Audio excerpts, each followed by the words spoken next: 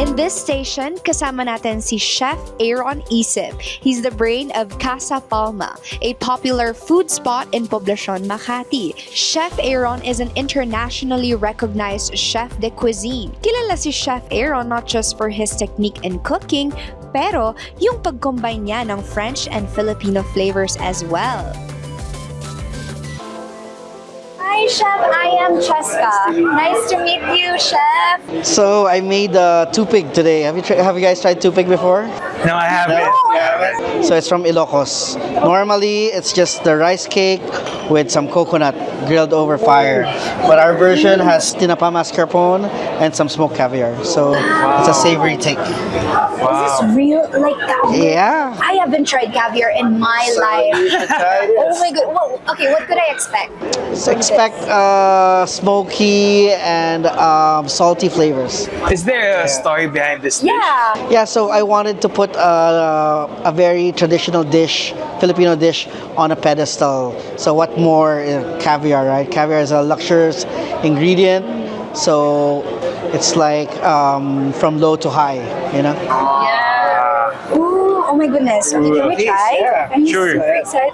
Oh my gosh, Chef. I'm so Let me know what you do. Okay. Oh my gosh, this is it. One bite if you can do it. Okay. Oh, everything? In Yeah, one bite? everything. Okay. Okay. Okay, ready? Cheers, mga ka-ATM. I hope you can try this.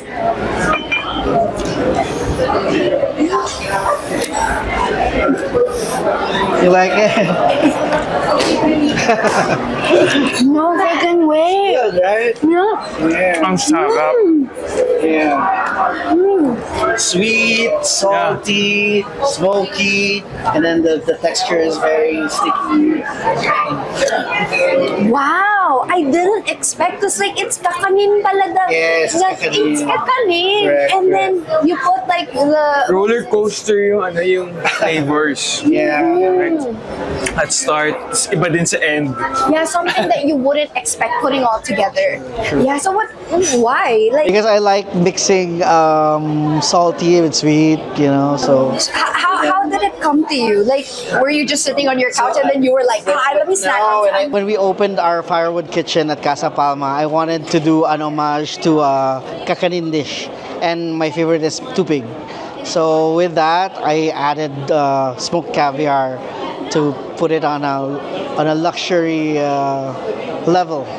Yeah, well, it works really, really well. Guys, Casa Palma is located in Poblacion, Makati, guys. So, why did you choose Poblacion pala? Because I live there. Yeah, I live in Palma Street. That's why it's called Casa Palma. Okay. Because when I hear about like Casa Palma, it's like House of Palms, right? Correct, It's correct. like that. So it's very like beachy vibes, summer Correct, vibes, yes. but in Poblacion, Makati. True. Wow, thank you so Please come. much. Let me know when you're there. Yeah, of course, Chef. Thank you so much. Nice meeting you guys. Nice to meet you, Nice Chef. meeting It's a you. pleasure to meet Thank you, thank you, thank you. Thank you, Thank you Chef. very much.